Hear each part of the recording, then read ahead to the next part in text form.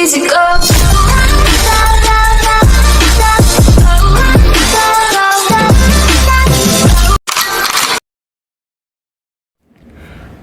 Okay game, for this problem, ang isosolve naman natin ay yung exact simple interest. So dito natin makikita ano yung difference ng dalawa, yung ordinary and exact. So this is the problem. Parang dali ng problema. Binasa mo na ba?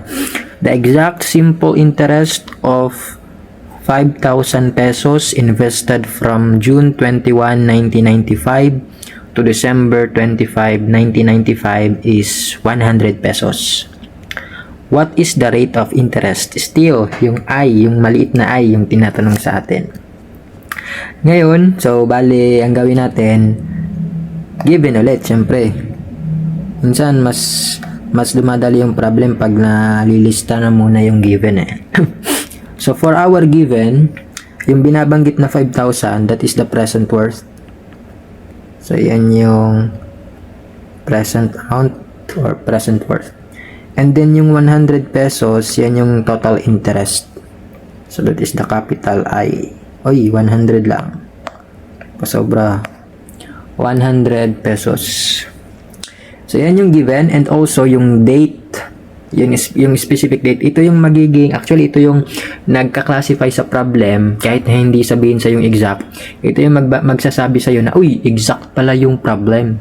Pag nag-specify sa problem ng mga specific date, yan. Pag hindi nagbibigay ng specific date sa problem, yung default is ordinary simple interest ang analysis. Okay, so ito yung binigay sa ating time frame. Sabi yung investment daw ay nag-start ng June 21. Lista ko na rin dito.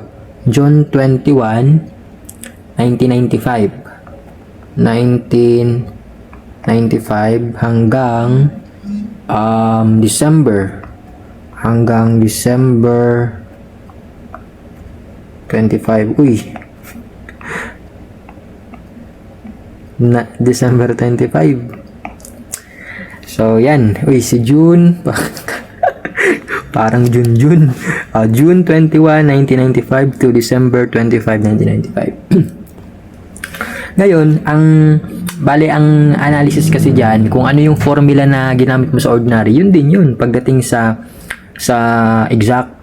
Ang nagiging difference ng solution is yung n. Sa pagko-compute ng n pagdating sa exact, medyo tatagal ka, lalo pat kung mahaba yung time frame na binigay. So, bali ang gagawin natin, before tayo magbilang kung ilan yung n, i-check muna natin yung year na 1995. So, bali isang taon lang naman kasi. So, bali sa loob ng 1995, nagkaroon ng ilang days kaya. So, check muna natin yung 1995 if leap year ba or non-leap year. Dito tayo sa baba. Baba tayo ng konti. Sige, check if leap year. Check natin if leap year. So, ano nga ang gagawin? Divide lang ng 4 kasi ito ay hindi century year. 1995, divide natin ng 4. So, ang sagot dito is 498.75. Obvious, non-leap year. Kasi nga, kung may decimal yan, edi, ibig sabihin, hindi whole number, hindi siya divisible ng 4. So, ang magiging sagot natin is non-leap year. Ibig sabihin, the total days in 1995 is 365 days. So therefore total days is 365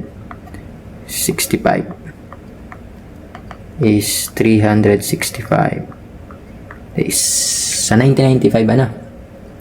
So next, ililista na natin yung mga days na kasama from June 21 to December 2025. December 25. So, ito. Lista natin bawat buwan. So, may June tayo. Next ng June, July. Next ng July, August. Next is September.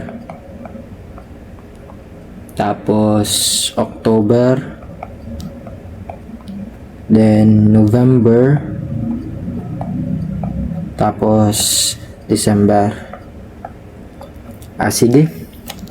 Ngayon, since specific days na tayo, kailangan aware ka na din. Alam mo kung yung buwan ba na yun ay 30 days lamang, 31 days. So, yan. So, ang gagawin natin is, ito ang ginagawa dyan. So, isipin mo, ito yung feast mo, gawa tayo ng feast dito. Yan, gawa tayo ng feast.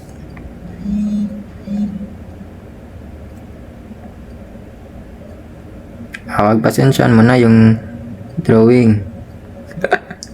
Ito yung ating feast. Kaya, tapos, yun o. Parang kumbaga mayroong kamaong susuntok sa'yo. So, ganun yung point of view natin dyan. Bali, bibilangin mo lang dyan. Yung tatandaan mo dyan is yung knuckles. When we say knuckles, yun yung mga ito, knuckles. Tapos yung gap naman is yung parang cleavage dyan sa drawing. Ito yung parang cleavage. Uy, nabura. Yung parang cleavage. Ayan. So, bali, lahat ng knuckles ay 31 ang days sa buwan na yan. And lahat ng gaps ay 30 days. Liban na lang sa February. Kasi ang February, it's either 28 or 29 days. So, 28 pagka non-leap year and 29 days naman kapag ka-leap year. So, dito magi-start bali yung ating pagbibilang. So, bali dito sa unang knuckle, ito ay January. So, next is gap. So, this is February. Next knuckle, this is January, February, March. Tapos, gap na ulit. This is April. Next is knuckle, May. Tapos, next is gap, June. Tapos, next is July. Ngayon, pagdating doon sa July, uulit tayo doon. So, bali, after mo magbilang sa July, doon ka pa rin ulit. August. So, bali yung July and August ay same ang location. Pareho silang knuckle. Then, after nun, babalik ka na ulit. So, babalik ka na ulit sa gap. So, ibig sabihin, June, July, August. This is September.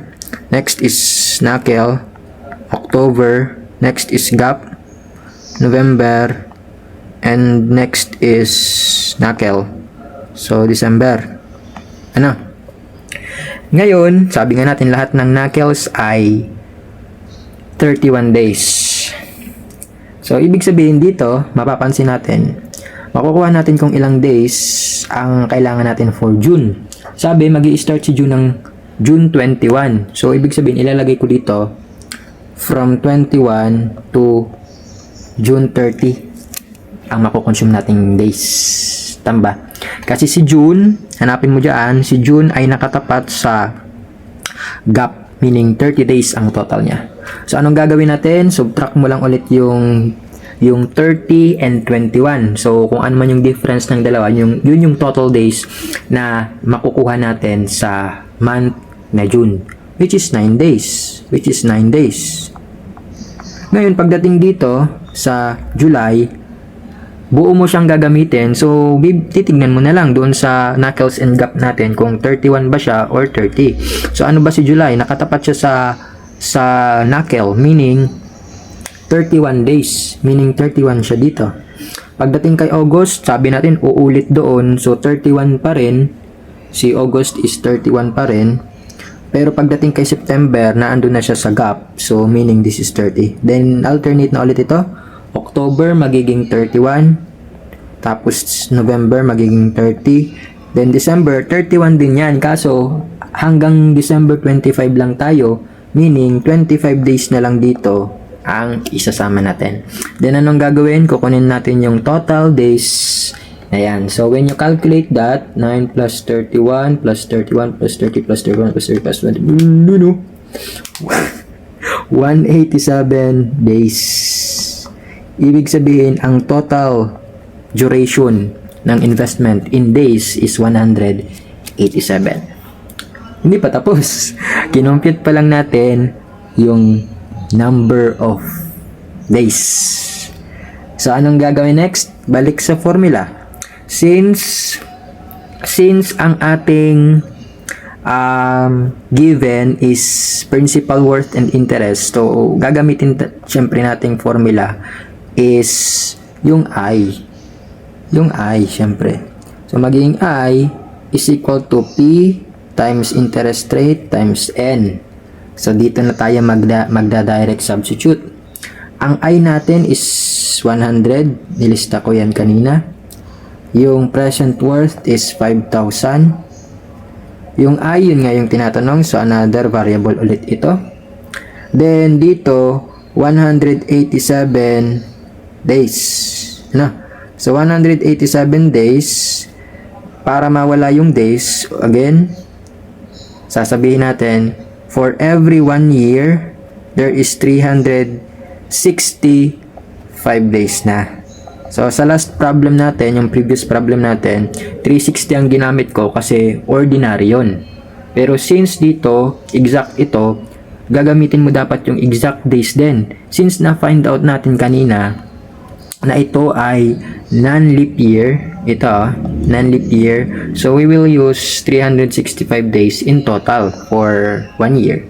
So, kaya 365 yan. So, bali, 187 over 365. Ganun. Then, when you solve, pagka kinalculate mo yan, ang lalabas dyan na ay, in decimal is 0.0390. Yan. So, multiply ka ulit ng 100. In percentage, the interest rate is 3.90%. Ganun lang. Ganun kadali yung exact simple interest. Yun, no?